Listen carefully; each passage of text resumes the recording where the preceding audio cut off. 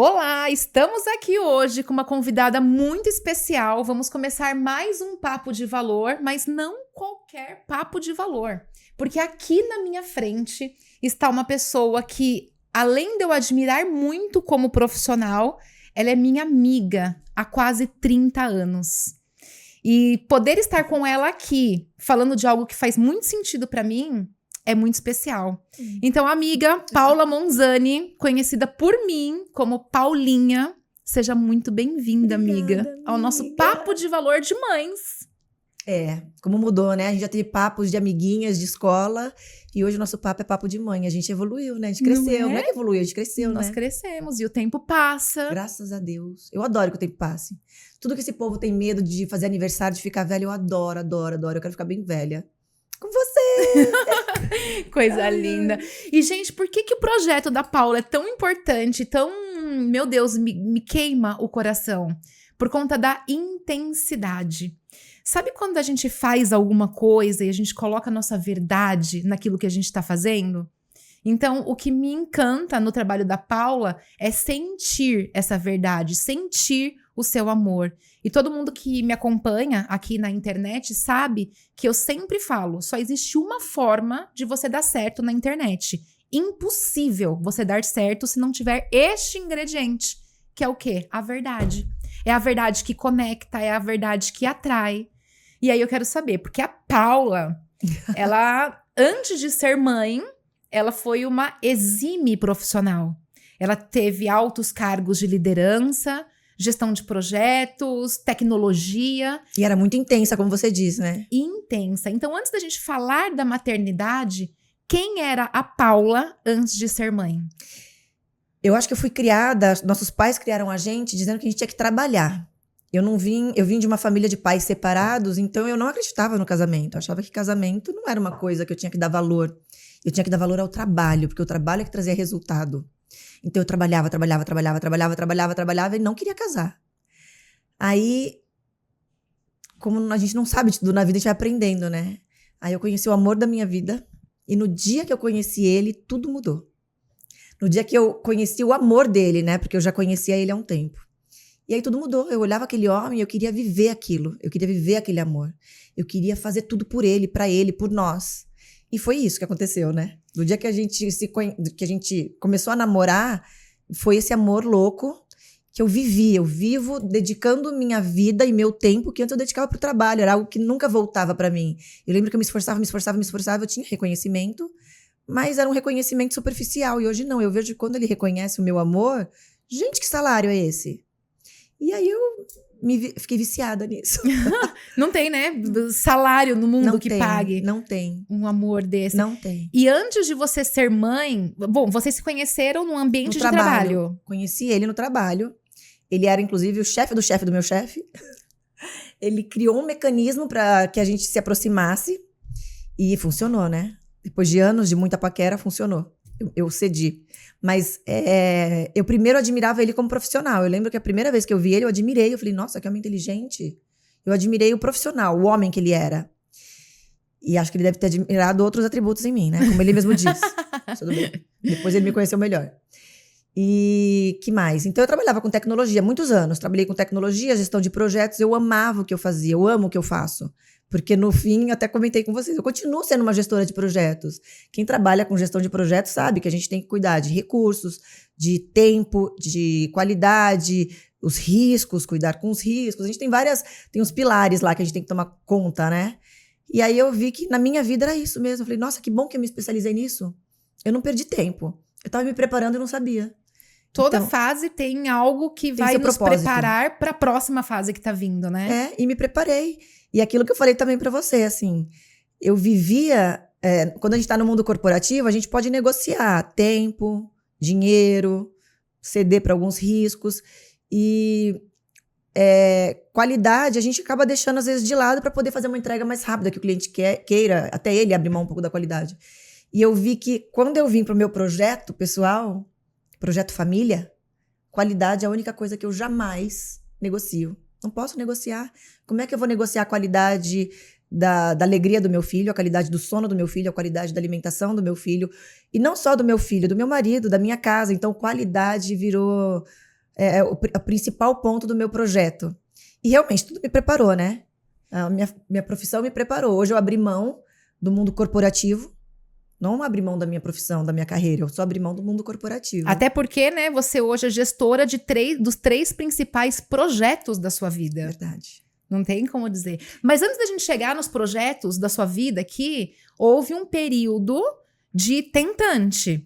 A Paula falou assim, bom, tá, então agora nos conquistamos, estamos juntos. E aí rolou o desejo de ser mãe. Sim. E assim, o corpo da mulher, diferente do homem, a gente tem um reloginho, né? Biológico que funciona diferente, assim, nossos óvulos. Que eles vão contra a modernidade da mulher. Antes a gente tinha filho muito mais cedo, agora mais tarde a gente tem que cuidar dos óvulos. Começou com eu indo ao médico e falando assim, olha, eu quero congelar meus óvulos. Esse foi o primeiro passo. Nesse processo, muitas coisas aconteceram. Inclusive, durante, a gente via que a combinação do meu material genético com o dele não dava muito certo. A gente perdia embriões por síndromes e... Por incompatibilidade. Incompatibilidade. Isso foi preocupando a gente. E aí foram 7 anos de estímulo para criar óvulos, né? Tirar e fazer toda a combinação de nós dois. E não dava certo, fazia de novo e guardava os que estavam bons. A gente não ficava seguro, tanto que nós fizemos algumas transferências que não foram para frente. E aí foram anos desse processo que quem já passou por um processo de FIV, que fala, né, que é fertilização in vitro, sabe o quanto mexe com a mulher, porque são muitos hormônios. Então mexe com o nosso emocional, com o nosso corpo. E quando mexe com o emocional da mulher, mexe com a família, né? Tem muitos casamentos que acabam durante o processo de inseminação artificial. Porque é forte, tanto financeiramente, que é um projeto caro, apesar do SUS cobrir, não é fácil ter o acesso, mas cobre, é um processo difícil. E quando você tem a perda também, você passou por isso, mexe também no casamento, em nós, porque para as pessoas foi uma perda de algo que elas não tocam, que elas não veem, que elas não sentem. Ninguém tem um amor por uma gravidez alheia de 12 semanas. Ninguém ama aquela criança, mas a mãe ama já. É uma piração, assim, eu não sei, talvez a pessoa que escute isso fala, ai, que besteira, como assim, ama 12 semanas e ama? Ama. Tá lá, você não sente mexer, você não sente a barriga crescer, você não sente nada, mas você sente um negócio no coração, você fala, meu Deus. E você já sabe que tem um coração batendo ali dentro, você vê, né? você ouve, você vai no médico, você ouve o coração batendo, é um ser humano, é uma pessoa, fruto da sua misturinha com seu marido. Então, aquilo que você fala, tô toda arrepiada. Quando você perde, a perda é muito forte pra gente também, né?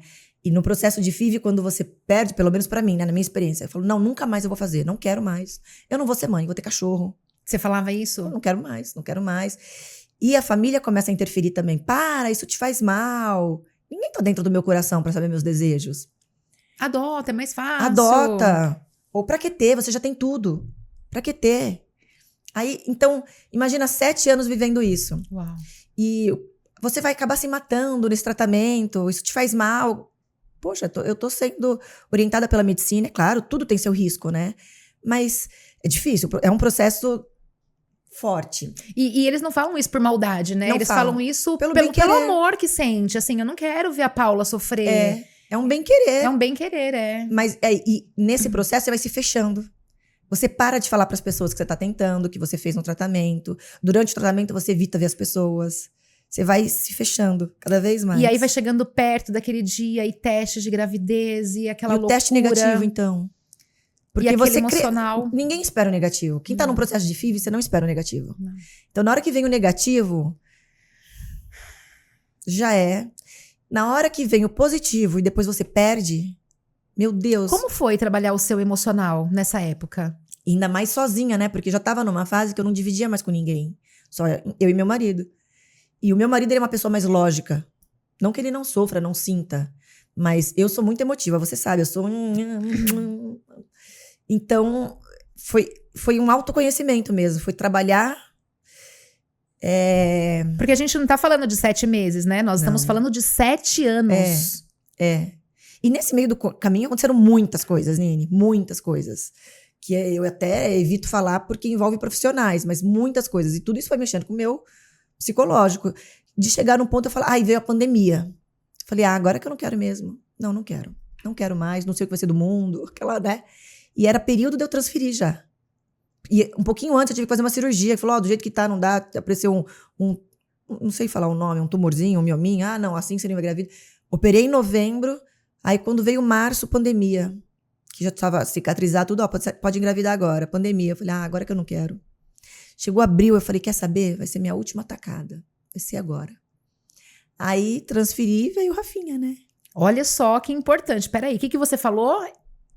É minha última atacada. Você decidiu. Eu decidi. Eu falei, Falei, é agora ou nunca. E aí veio o Rafinha. 7 anos depois. E o Rafinha foi um menino e uma menina, na verdade, que a gente transferiu. Nós transferimos 2 embriões.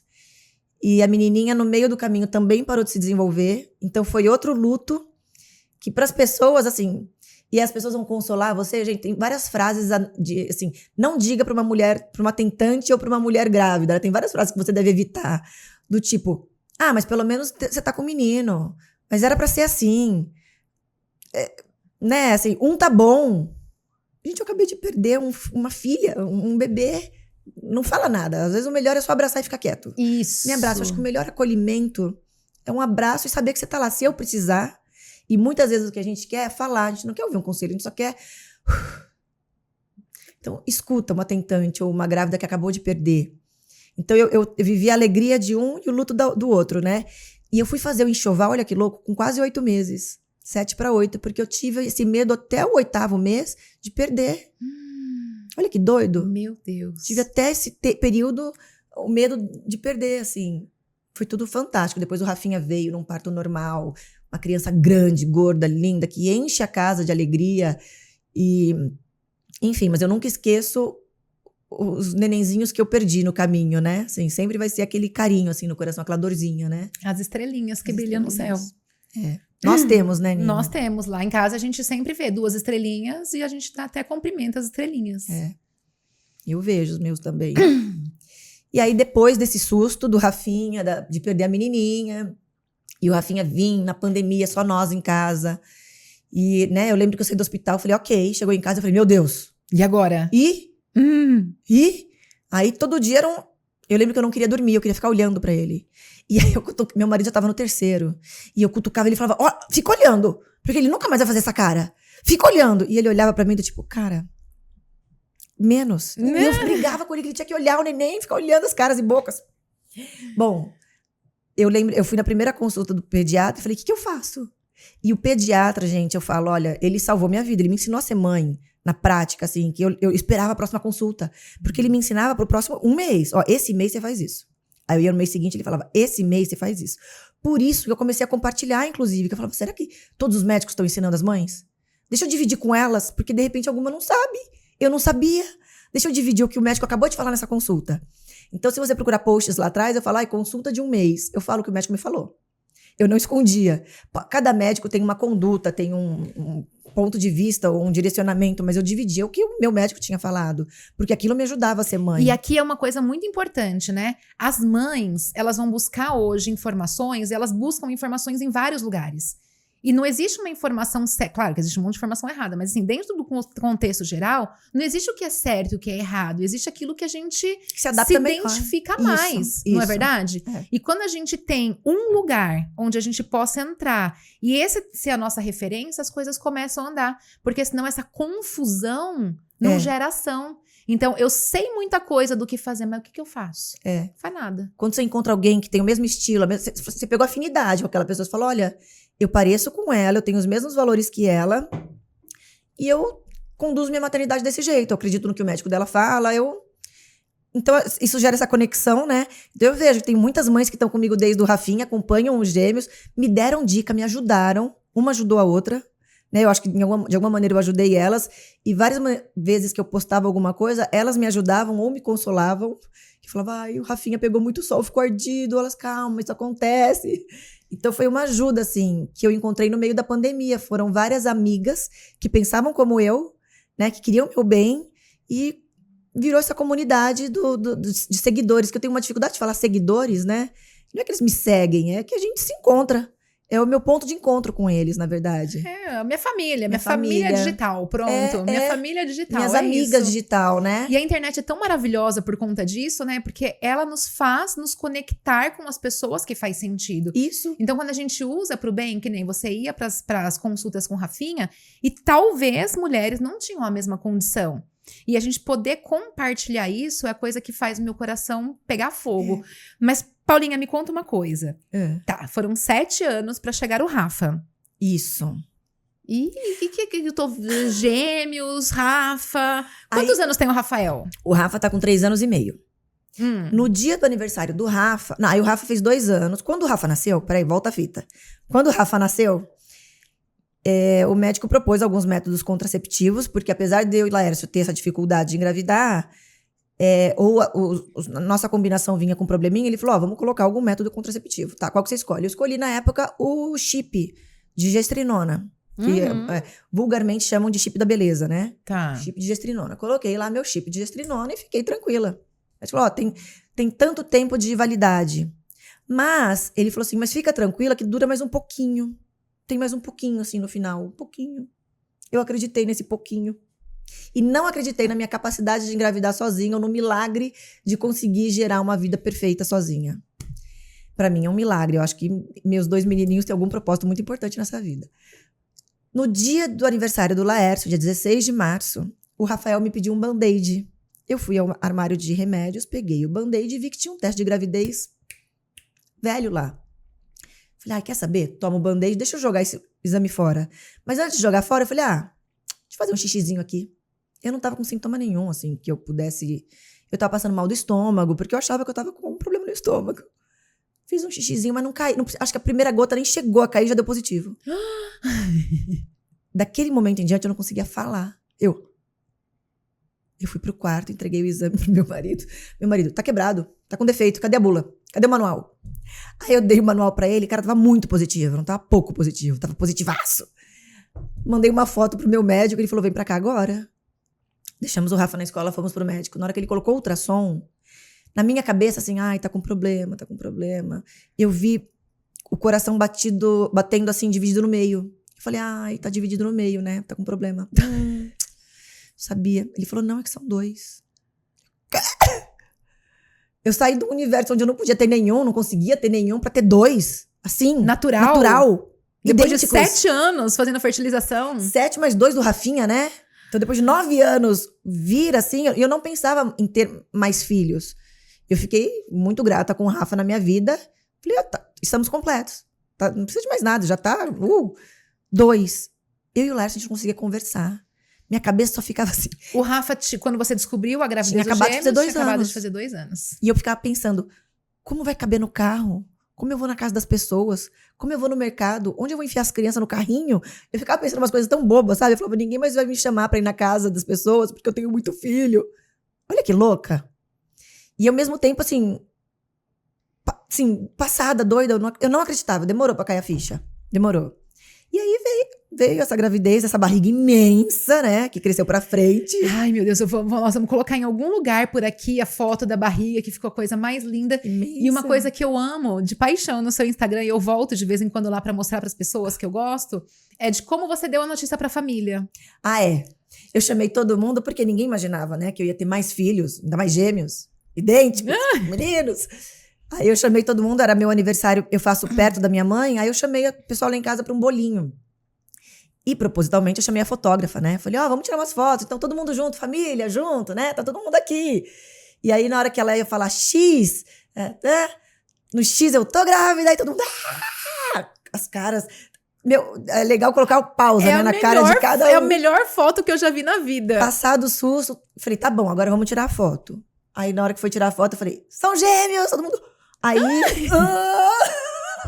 Aí foi mais surpresa ainda. Minhas irmãs gritando de alegria, porque eu tenho irmãs gêmeas.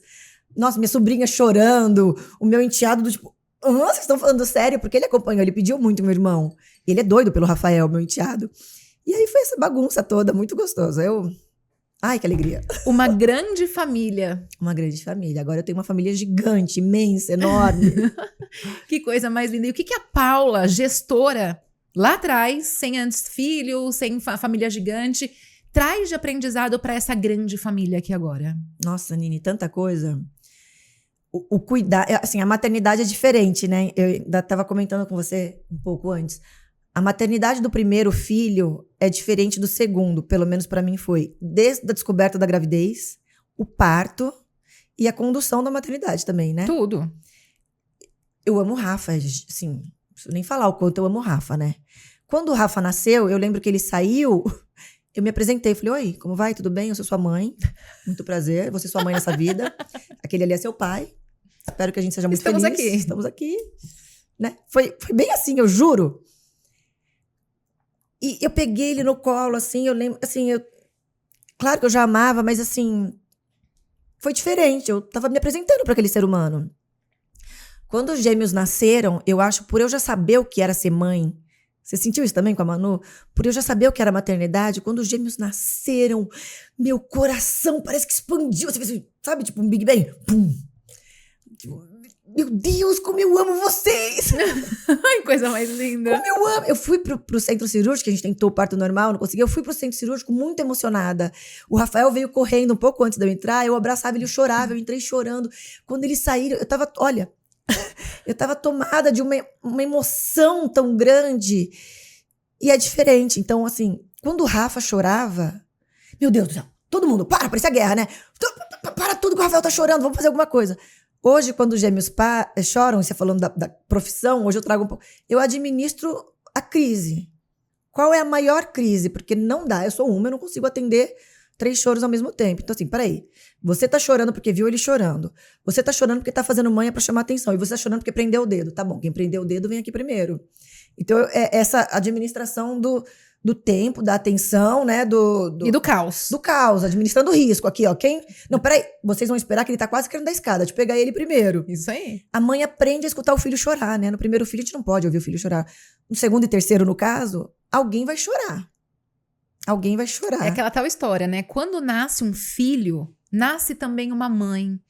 E aí eu vejo que aqui tem o grande desafio da maternidade. Eu me lembro que uma amiga muito recente que teve bebê, ela virou pra mim e, brava comigo, ela falou assim, mas você não falou que ia ser difícil isso, que nananã, não sei o que amamentar dói, que nananã, não sei o que. E falou um monte de coisa meio que brava comigo, né? E eu falei assim, mas meu amor, eu não senti nada disso. Eu sei que tem mulheres que sentem, mas cada mulher precisa sentir o seu. Só que a gente não sabe, tudo é novo. Agora, a partir do segundo, não é mais novo.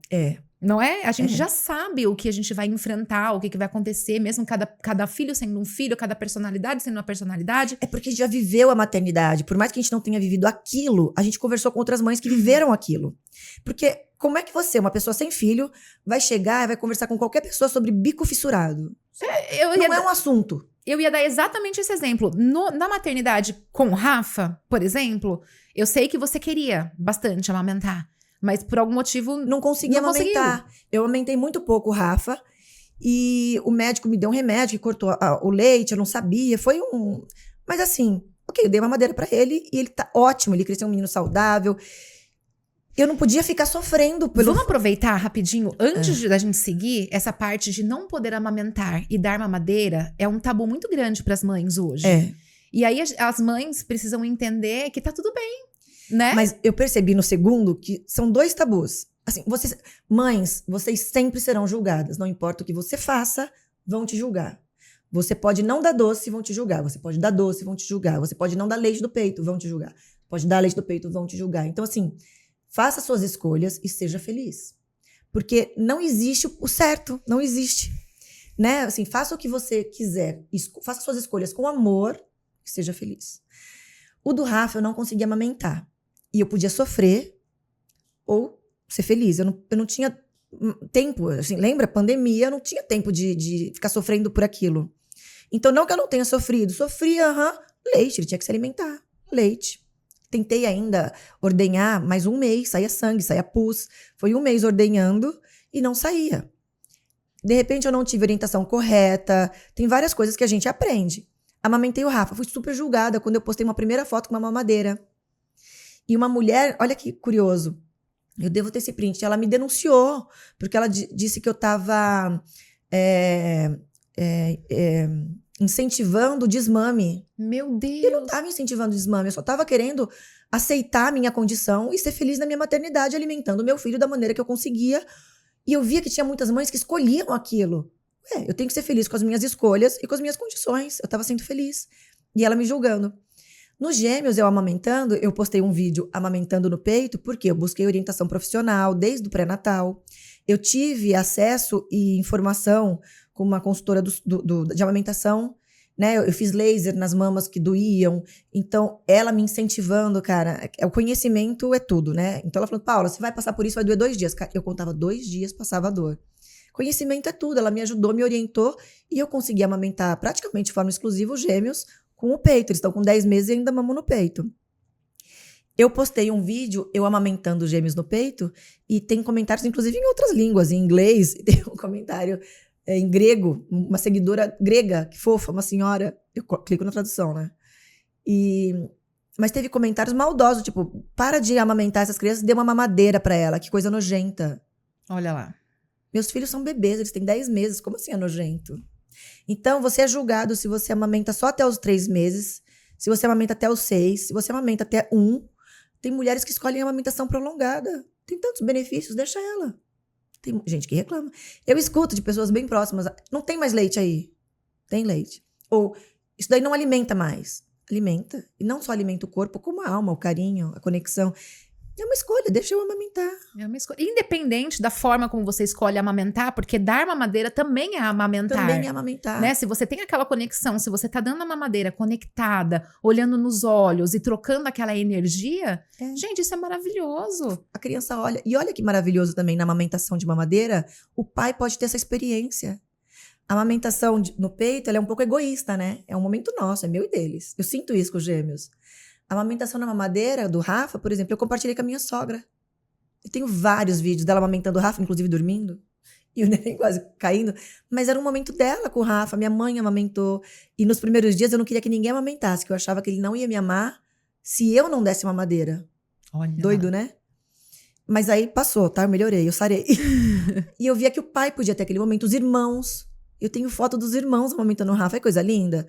Então, não critiquem, não julguem, assim. Cada mãe faz o seu melhor, faz sua escolha e faz o que faz ela feliz. Perfeito, é aquilo que a gente conversou um pouquinho antes, né? Não existe o certo e o errado. Então, assim, a sua visão não é errada, a minha visão não é errada. Mas existe o seu modo de ver o mundo, existe o meu modo e existe o modo dos outros. E nos cabe apenas a respeitar. Não só respeitar, mas se a gente puder contribuir e colaborar com uma mãe dessa... é isso, sabe? É o acolhimento que a gente dá nessa hora, porque é tudo uma novidade. Não existe um manual de instruções para o nascimento de uma mãe. É olhar e ver que eu não tô fazendo mal. Eu tô fazendo o meu melhor. Então, quando eu vejo uma mãe amamentando com mamadeira, com tanto amor, eu falo, cara, ela tá fazendo o melhor dela. E eu acho lindo, eu falo, olha, parabéns. Eu nem pergunto, por que você não deu peito? Por que você escolheu... Ela tá feliz, o que me importa, né? Deixa ela. Se eu vejo uma mãe amamentando no meio da rua, tirando os peitos, e aquilo faz ela feliz, eu também fico feliz. Tá tudo certo. Eu não fico muito feliz, eu particularmente, com os dois. Talvez a experiência de um seja diferente. Mas essa semana eu fui com os dois no shopping, os dois queriam mamar e eles estão numa fase de bebedouro. Puxa. Eu não me sinto confortável de tirar os 2 peitos pra fora, no meio do shopping. Porque as pessoas olham, o corpo, né? A gente tá expondo. Então, aquilo não me fez confortável. Eu tirei e falei, não, agora você não vai mamar, meu amorzinho. A mamãe vai te dar uma aguinha, suquinho, mas não vai ter seu peito agora. Mas se tem alguém fazendo, eu não olho. Aliás, eu nem olho, né? Se tem uma mãe amamentando, para de olhar, gente. Deixa aquela mãe amamentar o filho dela em paz. Não é o momento de falar, ai, que lindo. Deixa eu ver os olhinhos dele. Não, o bico tá na boca dele, para de olhar. Né? Eu tenho uma... Deixa aquela mãe ser feliz naquele momento. Mas na maternidade tem muito isso, sabe? Eu vejo que a oportunidade do autoconhecimento, ela vem muito com a maternidade. Porque o olhar julgador sempre vai existir, né? E é muito mais fácil a gente resolver o problema da vida dos outros do que resolver o problema da nossa própria vida. É sempre assim. Eu vou ver o outro e vou encontrar uma solução pro problema da vida do outro. Mas pra minha, eu não vou conseguir. E as pessoas no mundo aí fora estão assim. E se tem uma coisa que eu amo na Paulinha, é exatamente essa coisa que tá escassa no mundo, que é a família. Hoje, antigamente, nós íamos na casa das pessoas e você via ali fotos de família, você sabia, né, de onde tinha vindo, você sabia tudo da família. E hoje em dia, as famílias não sentam à mesa para fazer uma refeição. Nós estamos vivendo uma geração de fast food. Nós estamos vivendo uma fast geração tudo. de fast tudo. Ninguém tem tempo para mais nada. É. E tão pouco para a família. E aquela coisa que eu acredito muito. Se a família não está bem estruturada, os negócios não estão bem estruturados. É impossível. Eu vivi muito isso. Quando eu não podia ainda empreender e eu tinha que ir para a empresa, eu ficava muito bagunçada. Eu queria ser mãe, mas eu não podia ser mãe. Então, eu não era nem uma boa funcionária profissional, mas naquele momento, né? E eu também não conseguia ser uma boa mãe. Então, tem esse lado. E quando a gente decide, quando a gente toma uma decisão, é que tudo muda. E eu quero saber da Paula, porque assim, a Paula que eu conheço, como nós já falamos lá no começo, ela foi sempre uma profissional exemplar para mim. Eu acompanhei muito a sua parte profissional. Era daquela que a gente inventava viagens, não sei o que. A Paula nunca podia, porque ela precisava trabalhar, precisava focar, precisava projeto e tantas coisas que eram. E como foi para você, pensando que tem muitas mulheres agora que têm filhos tardios e que já têm sucesso numa profissão, como foi tomar a decisão de ser a CEO da sua própria família? É uma escolha, né? E como você falou das pessoas julgarem, sempre vai ter alguém julgando. Sempre vai ter alguém olhando próximo, principalmente as pessoas mais próximas são as que mais julgam, né? Por preocupação ou o que quer que seja. Nossa, mas por que você abriu mão da sua carreira? Por que você abriu mão do seu salário? Porque eu escolhi. É uma escolha. Eu escolhi o que me trazia alegria naquele momento. Eu não posso me arrepender disso, eu não me arrependo. Foi uma escolha mesmo, assim. Eu quis viver minha família. Eu casei, na época o meu marido precisava viajar muito, Rio-São Paulo, Rio-São Paulo, Rio-São Paulo. E ele tinha um projeto pessoal naquele momento, que era o filho dele. E como família, eu sei, desde que eu tô com ele, eu falo que a minha família é eu, ele, os filhos dele, minha sogra e meu sogro, que fazem parte do meu núcleo familiar. Como eu não ia estar do lado dele? Então eu escolhi estar ao lado dele. Escolhemos isso juntos. E o que eu pude fazer para transformar a vida dele com os filhos dele numa vida boa, numa vida de alegria, eu fiz. Inclusive na escolha tardia, que depois dos 35 eu fui mãe com 40. Na escolha tardia. Eu sou filha de pais separados. E eu tinha isso na minha cabeça de não tirar o período das crianças, que eles eram crianças, né, com o pai por causa de um outro filho. Porque eu tinha esse medo dos meus pais terem, eu tinha medo do meu pai ter um filho e me esquecer. Olha que doido, meus pais separados tinham 8 anos. Mas eu lembro de ter esse medo. De falar, ó, eu verbalizei isso pro meu pai. Pai, eu não quero que você tenha outro filho porque eu tenho medo que você esqueça a gente. E ele podia ter falado na época, mas eu não vou te esquecer. Eu te amo. E mostrar isso, como eu vejo que meu marido mostra. Então, por um trauma, uma história minha, eu escolhi viver a paternidade do meu marido naquele período. E o caçula, né, ele pedia, tia, eu quero um irmão, eu quero um irmão. Ele queria um irmão, e eu queria uma menina, ele queria um irmão. Por isso que ele é doido pelo Rafael, né? E eu esperei ele ter 15 anos, assim. Então, nessas tentativas todas, 7 anos de tentante, foi uma coisa meio... A gente tentava e eu aceitava, falava, não é hora, eu vou esperar os meninos. Não é hora, eu vou curtir os meninos. E eu curtia, eles não podem reclamar. Eu curtia, eu brincava, a gente sentava junto pra assistir desenho, a gente ia à praia junto. Eu brinquei muito, principalmente com o menor, porque o mais velho morava no Rio, mas quando a gente estava junto era sempre... E eu vejo até hoje, nós somos uma família. Porque eu queria criar esse laço com eles para não ser meio-irmão. Quando nascesse o irmão, não ser meio-irmão. Ser irmão e pronto. E eu vejo que eles são irmãos e pronto. Eles não olham como um meio-irmão. Eles são irmãos.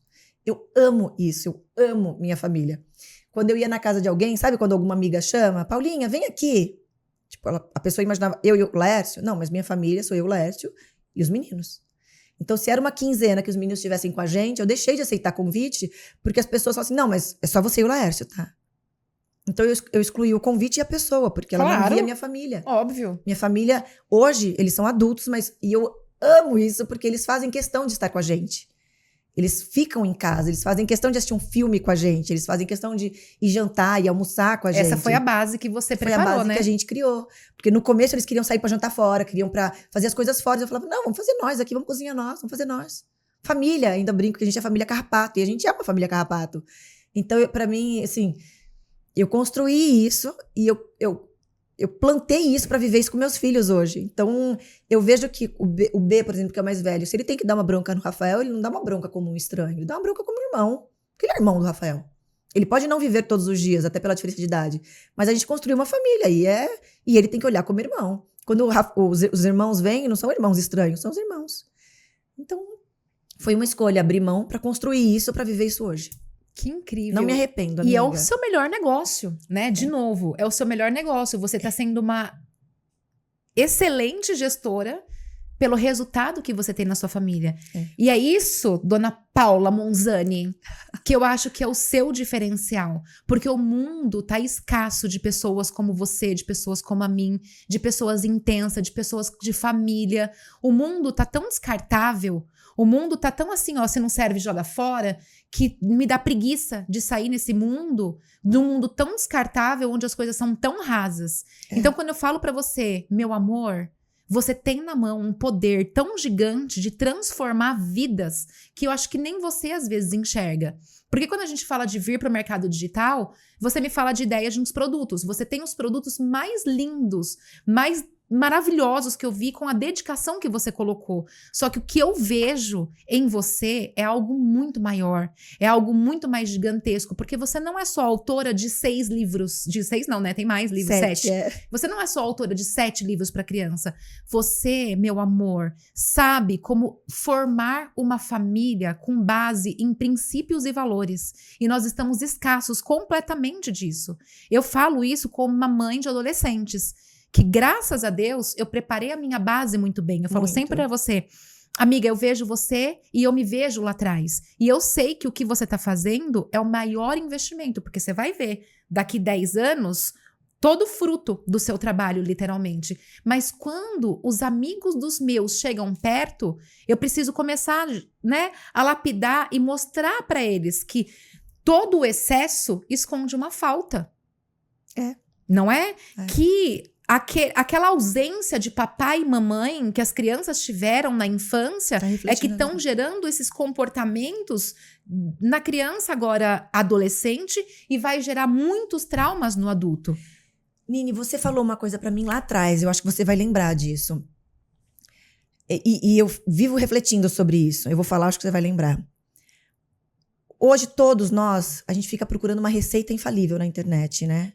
Qual é o método infalível para eu crescer na internet? Qual é o método infalível para eu criar filhos? Qual é o método infalível? Não tem método infalível, né? As pessoas querem atalho. Querem atalho e querem o que é mais fácil. E você falou para mim uma coisa um dia que é assim, ó. Se tá fácil, tá errado. Se tá fácil, agora vai ficar difícil depois. O que é fácil agora... Então, assim, uma maternidade fácil agora, onde eu sou permissiva, deixo meu filho fazer tudo, não ensino limites... Não. Deixa o dia inteiro no celular, Deixa o dia inteiro no televisão. celular. Eu posso escolher pelo mais fácil agora, mas eu vou colher o mais difícil depois. Parece besteira, assim, parece filosofia barata. Não é. Não é. Então, se tá fácil agora, vai ficar difícil depois. E outra coisa que nós conversamos com amigas, com outras amigas, quem vive a maternidade, sabe que é difícil. Se tá fácil, é porque você não tá vivendo. Ou você tá terceirizando, ou você tá deixando na escola, e depois você vai querer cobrar esse resultado. Né? Então, quem educa não é a escola, quem educa não são os avós, quem educa não são os amigos, quem educa são os pais. E educar não é fácil. E educar é desde bebezinho. A criança entende se ela chora e você atende na hora. Então, sempre que ela quiser alguma coisa, ela vai chorar pra ter. Bebê já entende. Eu vejo isso nos meus. Então, o Léo, eu devia filmar. Ele faz biquinho, porque ele sabe que se ele fizer um biquinho, ele vai ganhar um beijinho. Eu vou parar de fazer o que eu estiver fazendo pra aceitar aquela manha dele. Ele já sabe fazer isso. Então, a criança, ela sabe buscar o resultado que ela quer. Então, por que não ensino desde pequenininho? Então, ele fez o biquinho, mas fez coisa errada. O que a gente tem que ter em mente é que a cabecinha das crianças está sendo preenchida o tempo inteiro. Tá. Seja com coisas que eu, como mãe, coloco na cabecinha dele, ou seja com coisas que outros ambientes ou outras coisas que pra mãe, pra deixar mais fácil, deixa o tempo livre. E nessa primeira infância que a gente fala assim, não, quando tiver mais velho eu ensino. Quando é bebezinho eu vou deixar fazer tudo. Olha que interessante, do 0 aos 2 anos, o cérebro cresce, ele cresce 80%. Do 0 aos 2 anos. Nunca mais na nossa vida, nosso cérebro vai crescer tanto em tão pouco tempo. E é nesse período, quando a gente fala assim, não, ele não entende, ele entende. Fala porque ele vai absorver, porque além de crescer, tá vazio. O nosso já tá cheio de prateleira lá, ó. Nossa cabeça são várias prateleiras, né? Com vários arquivos guardados e às vezes a gente tem que buscar aquela informação que demora pra chegar. O da criança tá vazio. Você ensinou, ela abriu a gaveta, achou a informação. Você falou, abriu a... Então assim, saiba o que você está colocando na cabeça do seu filho. E quando você deixa ele só com desenho, além de vários problemas que a gente já falou da tela, né? De não responder, da criança não perder a criatividade, do nervoso, de tudo, é a informação que tá entrando. Então, pouca televisão ajuda que a informação que entre é a informação do seu ambiente, né? Que a gente não controla 100% tudo do que ele assiste. Então, eu vou colocar nesse canal que é educativo. Mas no meio do canal teve um comercial.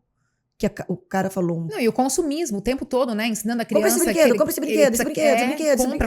O tempo todo, compra. É. Tempo ósseo. Esse é um assunto que eu gosto de conversar muito com as mulheres adultas que estão comigo. Porque a gente entende que o tempo ósseo é o que vai gerar na pessoa, na criança, em quem seja, aquilo que a gente tem de mais valioso, que é a criatividade. Então, Deus nos fez criaturas dele, né, para que nós sejamos criativos. Sim. Só que com o estilo de vida que as pessoas vivem, com tanta tecnologia, com tanta coisa, eu fico vendo um monte de coisa e não tenho criatividade. Agora veja, isso já é um grande problema para um adulto.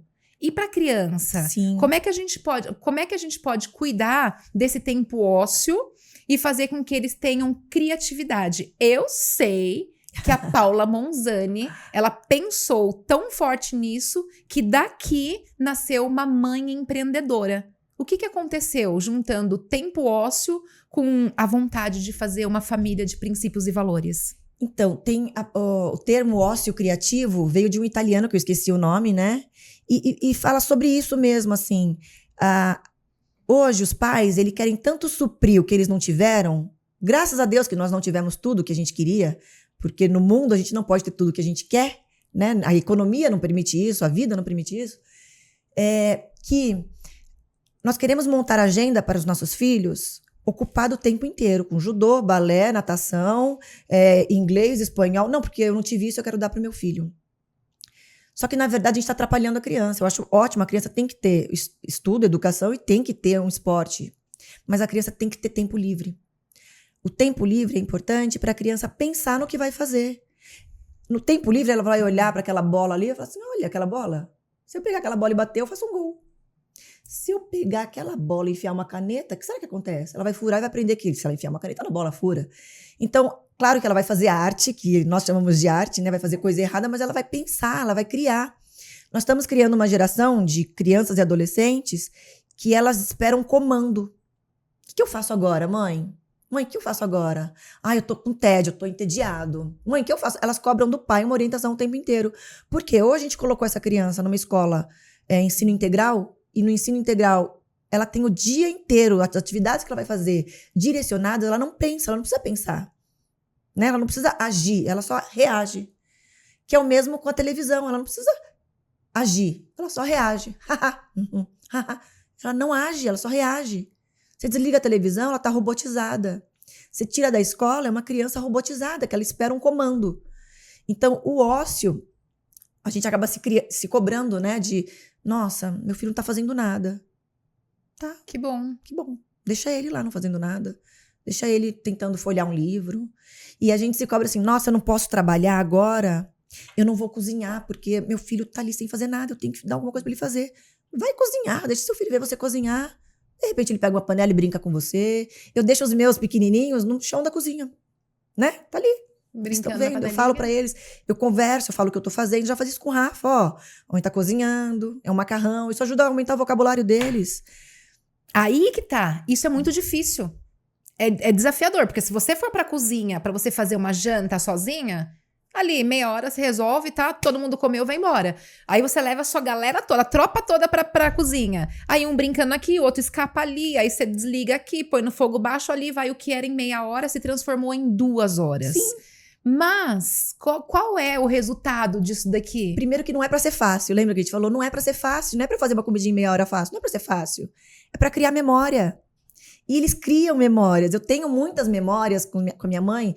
E eu agradeço muito a criação da minha mãe. Eu tenho muitas memórias, todas nós na cozinha, cantando. De verdade, parece um filme, né?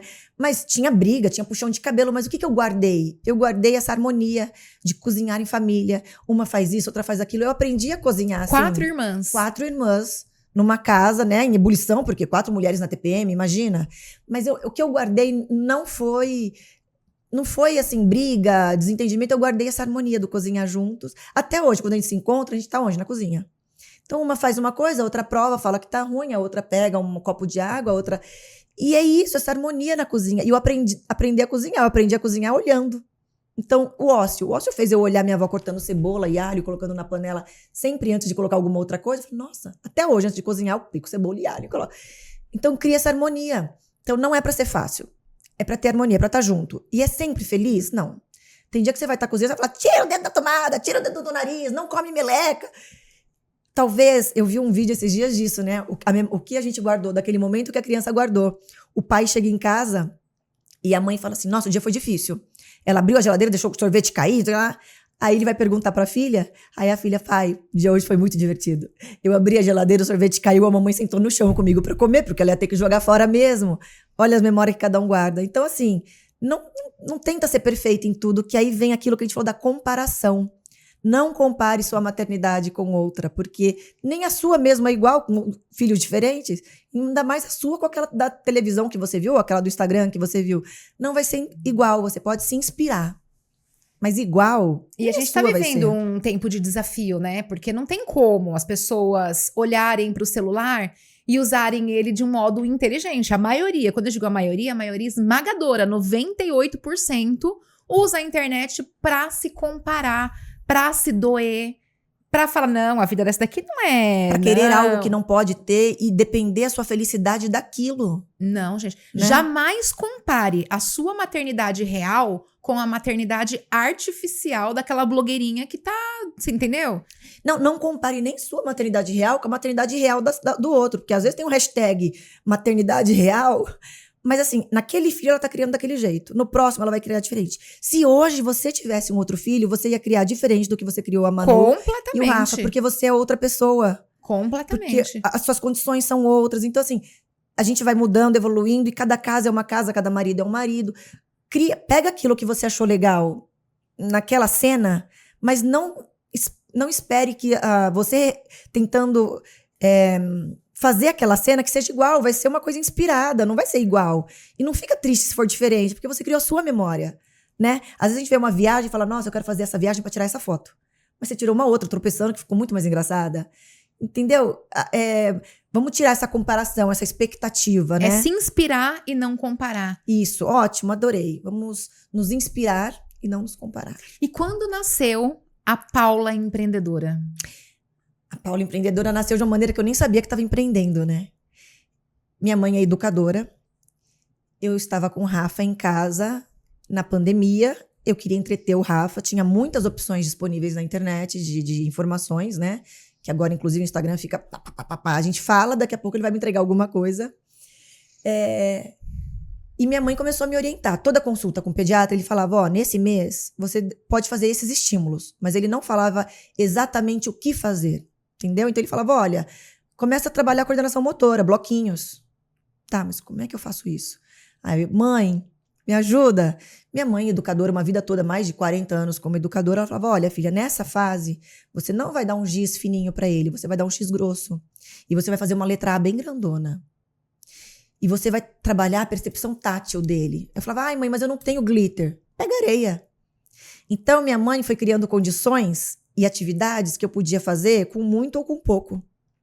Eu podia rabiscar num papelão a letra A bem grandona, ir lá no canteiro da obra do vizinho, pegar um pouquinho de areia, passar cola e colar e deixar meu filho passar a mão. Ou pó de café, ou feijão.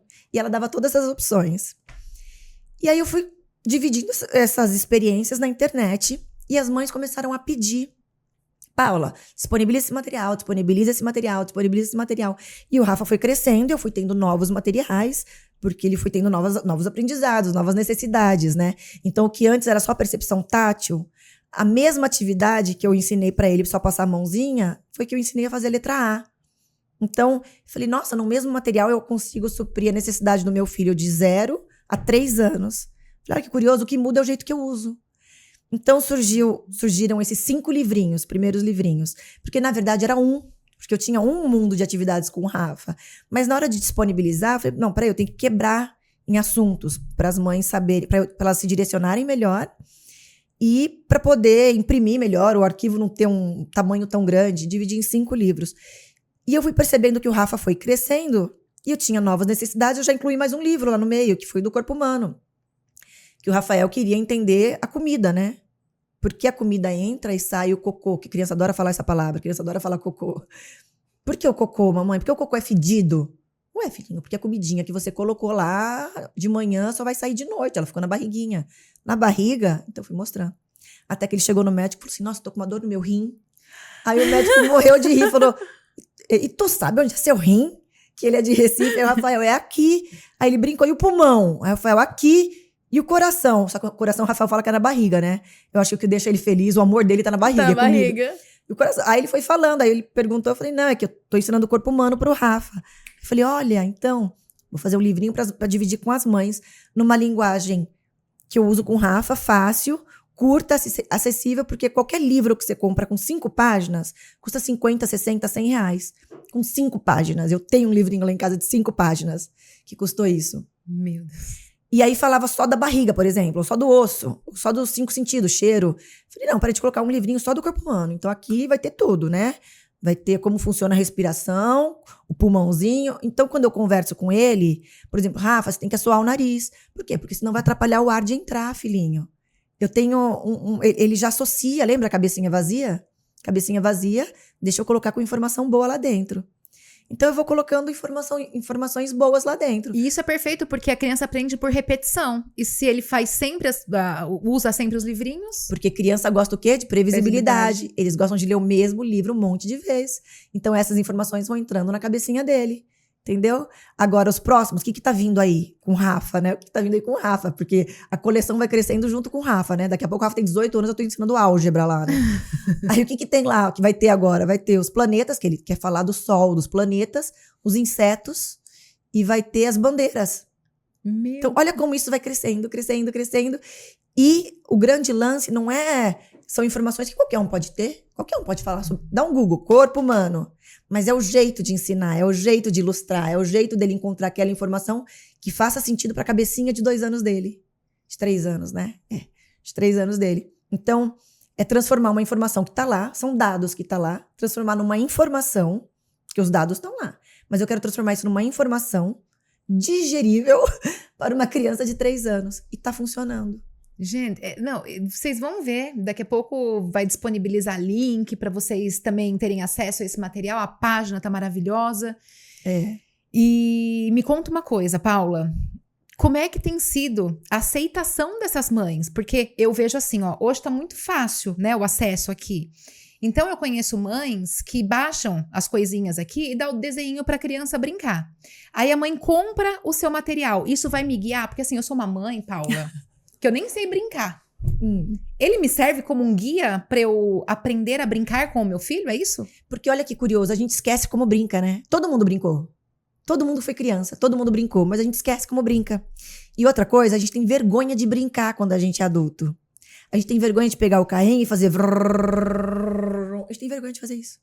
Eu vi com o Rafa que os pais tinham vergonha de brincar de carrinho com os filhos.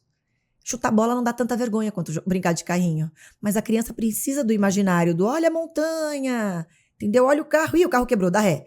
A criança precisa desse imaginário.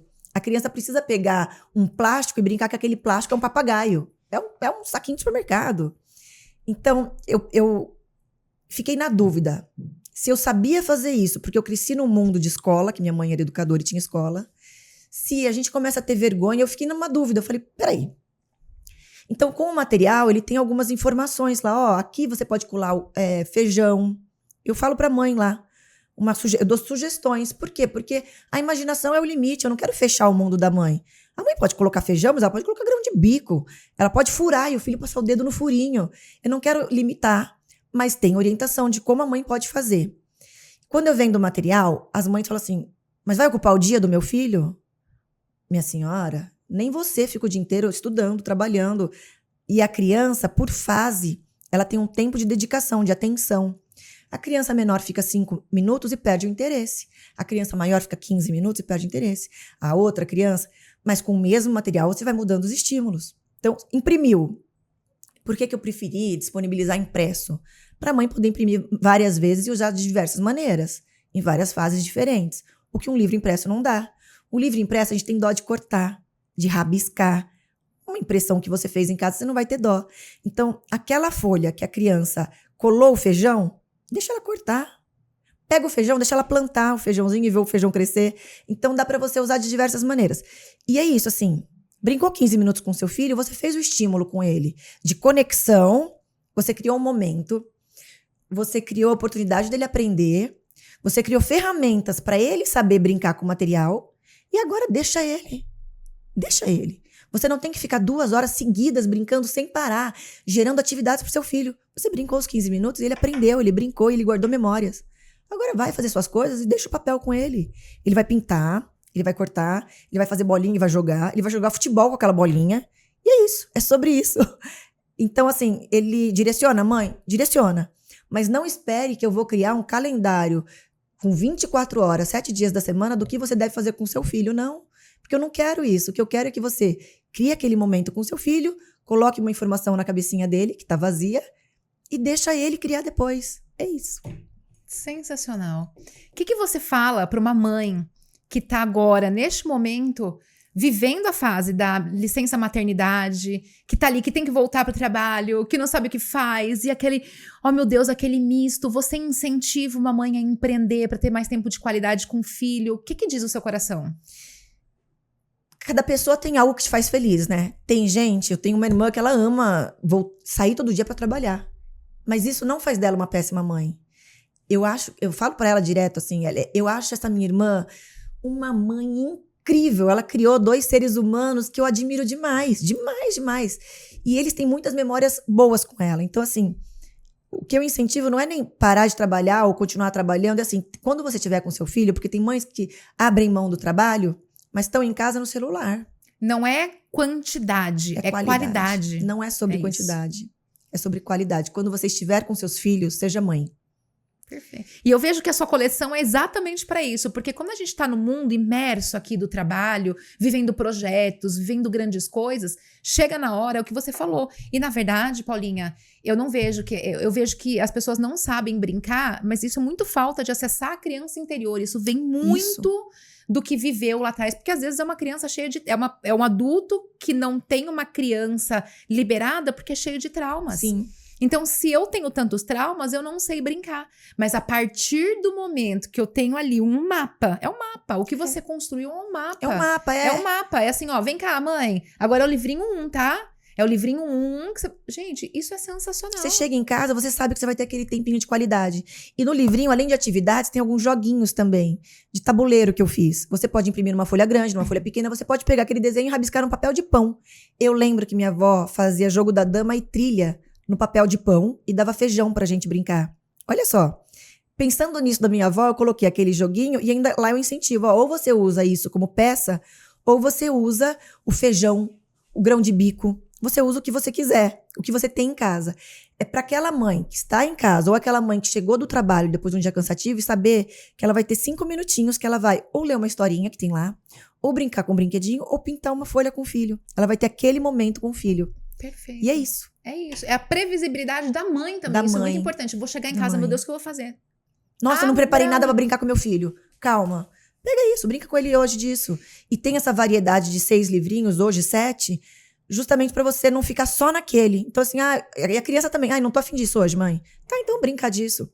Ou aquilo vai começar a despertar a criatividade da mãe. Então que você falou, às vezes o adulto não teve isso, a gente tá começando a desbloquear, a gente tá começando a despertar, acordar aquele gigantezinho, aquela criança gigante que tá lá dentro, pra começar a brincar com o filho e sentir prazer nisso. Disciplina. O que essa palavra vai de encontro com a maternidade e até a brincadeira com os livrinhos? Nossa, disciplina, eu acho que traz pra rotina, né? O ser humano precisa de rotina. Assim, eu odeio rotina. Tá, todo mundo vive um pouquinho sem rotina quando quer, mas a gente tem que voltar pra rotina, voltar pros trilhos, né? A gente tem que voltar pros trilhos. Pra criança, a rotina é muito importante.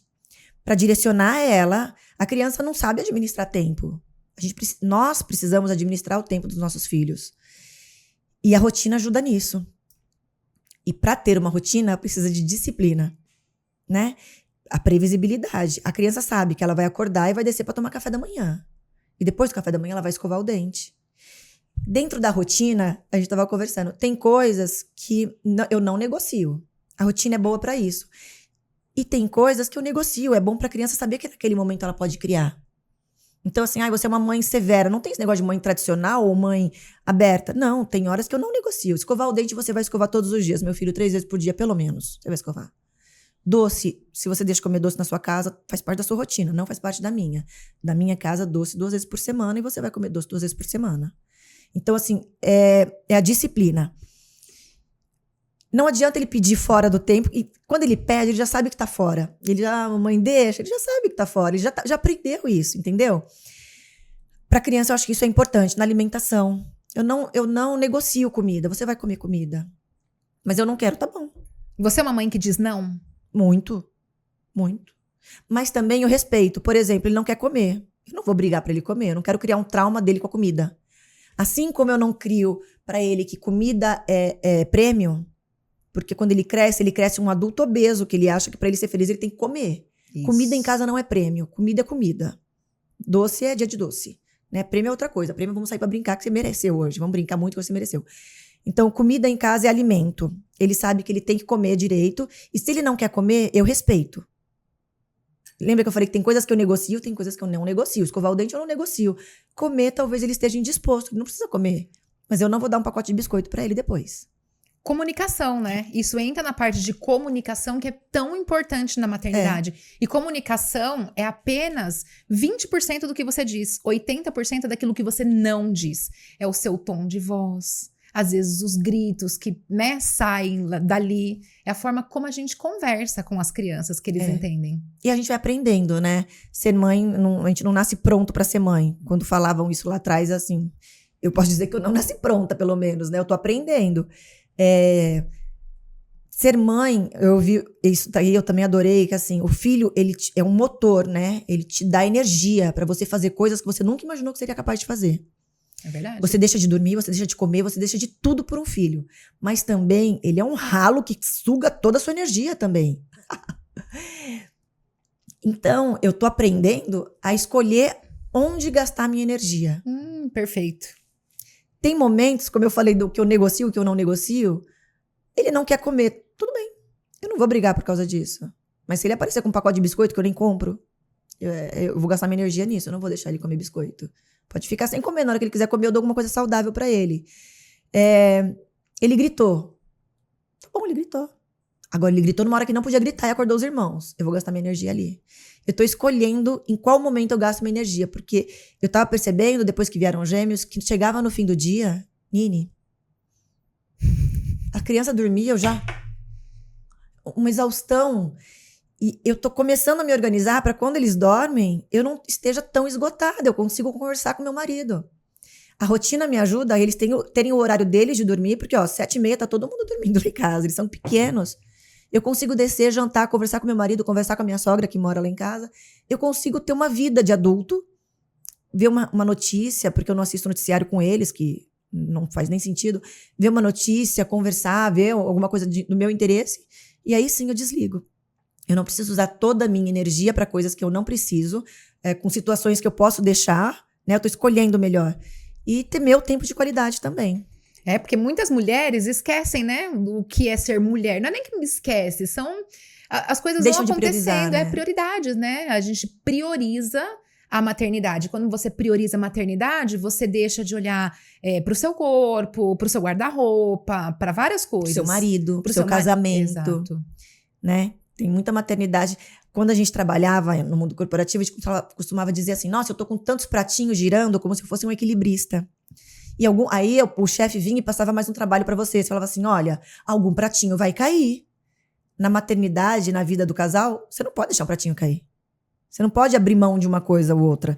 Eu não vou abrir mão do meu casamento por causa do meu filho. Eu não vou abrir mão de um filho por causa de outro filho. Então você tem que dar conta de todos os pratinhos e de você. Senão você vai deixar o pratinho cair. Se você ficar ruim, os pratinhos vão cair. Então você aprende a administrar melhor o tempo. E a qualidade do seu tempo também. E aonde você coloca a sua energia. E tudo isso vem de conhecimento, né? Porque se a gente estuda... Você se formou em quê? Eu me formei em análise de sistemas, em gestão de projetos, depois eu fiz um MBA de finanças. Ótimo. Juntando tudo isso, quanto tempo de estudo? Desde o colégio, que eu fiz técnico, né? 4, 8, 9, 10. Não, mas não foi só isso, foram vários cursos, não sei. Acho que eu vou colocar uns 18 anos de estudo. Exatamente, é essa bagunça que eu quero gerar na cabeça mesmo. Se a gente estuda para ser uma excelente profissional, por qual motivo não vou estudar para ser uma boa mãe e uma boa esposa? Isso. Porque eu não vou buscar o conhecimento que eu quero, né? É isso. É isso. Ai, que delícia. E agora, pra gente finalizar, eu gostaria que você falasse com essas mães aqui por qual motivo elas merecem ter na vida delas o que você criou, o que você fez com todo o seu amor pro Rafa. Porque você conhece a história do Harry Potter? Que ela criou pro filho dela, né? Exatamente. Maravilhoso, é verdade. O Harry Potter, se você não sabe, ele foi uma história criada por uma mãe que escreveu a história para contar para os filhos na hora de dormir. E essa história toda se tornou no filme, se tornou no grande... Um best-seller, de tudo que é hoje. E eu valorizo demais isso porque é verdade. Quando a gente desenvolve alguma coisa para um filho, ali tem tanta verdade, ali tem tanto amor. E você resolveu pegar a sua metodologia que você desenvolveu para criar e educar o seu filho e para disponibilizar para outras mães. Então, eu gostaria que você deixasse um recado para essas mães. Por qual motivo que elas merecem ter acesso àquilo que você criou? Eu acho que as mães merecem ter esses livrinhos para ter tempo de qualidade com seus filhos. Porque não é fácil você administrar o que fazer com seu filho em cada fase, no meio de tantas informações que a gente tem na internet. Ter um material que te conduza num brincar, num ler, num dar risada, num aprender a ser criança de novo, que é o que eu fiz com meu filho, eu acho que é saudável, é libertador, é gostoso. Então, eu não tô vendendo um manual, eu não tô vendendo uma rotina, eu tô vendendo momentos de qualidade entre você e seu filho, entre o pai e o filho, entre a avó e o filho. E o filho sozinho, ele poder brincar sozinho com o material. Então, o que eu tô disponibilizando para vocês são momentos de alegria e diversão que eu tive com meu filho, que eu quero que vocês tenham na casa de vocês também. Porque eu sei que não é fácil criar isso, não é fácil... Tem tanta coisa na internet, não é fácil ficar caçando. E a gente cansa, né? Caça hoje, caça amanhã, não caça mais. É gostoso abrir uma página e falar assim, hoje eu vou brincar disso com meu filho. Quer brincar disso? Quero. Vamos brincar disso? Vamos. São momentos, eu tô vendendo momentos. Eu tô disponibilizando momentos para vocês. Não é uma folhinha de colorir, não é um joguinho qualquer. São momentos que você vai ter com seu filho. E vou muito além. Vai, fala. É a formação de um ser humano que tem princípios, que tem valores, que entende de conexão, que entende de amor, que, meu Deus, dá valor para a família. Porque na mesma proporção que eu invisto, eu vou receber. Não adianta eu querer receber um amor nível 10 do meu filho adolescente se eu fui uma mãe nível 2 de entrega. Sim, perfeito isso. Entende? Então, vindo aqui, né, para essa parte da adolescência, que hoje eu tenho o produto do meu produto, que eu faço exatamente o que você faz, eu vejo que essa jornada, que esse processo, ele vale muito a pena. Porque ele cria pessoas, seres humanos, sadios, criativos, seguros, com uma autoimagem completamente forte. E é isso que vai tornar adultos saudáveis, que vão saber o que tá fazendo e vão mudar esse mundo. O resultado do que eu tô fazendo hoje é o que você vive com seus filhos e é o que eu quero ter com meus filhos daqui a uns anos. Porque eu vi a sua maternidade, foi inspiradora. Eu vi a mãe dedicada que você foi. Nós temos isso em comum, nossa intensidade. Eu sempre te falei isso. Você foi uma amiga intensa, uma profissional intensa, uma namorada e uma esposa intensa. E você foi uma mãe intensa. Muito intensa. Então, e você uma vez devolveu isso pra mim. Falou, não, você que é intensa. Então, somos intensas. Somos. E eu acredito que só você sendo intensa no que você faz é que dá certo. Você conhece algum profissional que você caracteriza sucesso em alguma coisa que não foi intenso? Não. Não existe. Em nenhuma Que área. não teve disciplina? Em nenhuma Que área. não teve rotina? Não Não. existe. Não existe. Não existe o acaso pra isso, né? Não, ai, nossa, você teve tanta sorte, né? Deus te mandou filhos tão bondosos. Não, tropecei e meu filho ficou bonzinho. Não tropeçou. Você criou aquilo, né? E é isso que eu quero criar em casa também. E eu quero que todas as mães tenham a oportunidade de criar isso também. Porque a gente não nasce sabendo ser mãe. A gente aprende no dia a dia. E nada como aprender com alguma outra mãe que tá fazendo dar certo. Ai, que linda! Muito obrigada, amiga. Amei nosso podcast. Também amo muito você. Foi o nosso bate-papo, né? Foi. Nosso tomando café lá em casa. Só conversou, isso. jogou Assim papo que fora. faremos. Gostei. E aí, Bruno?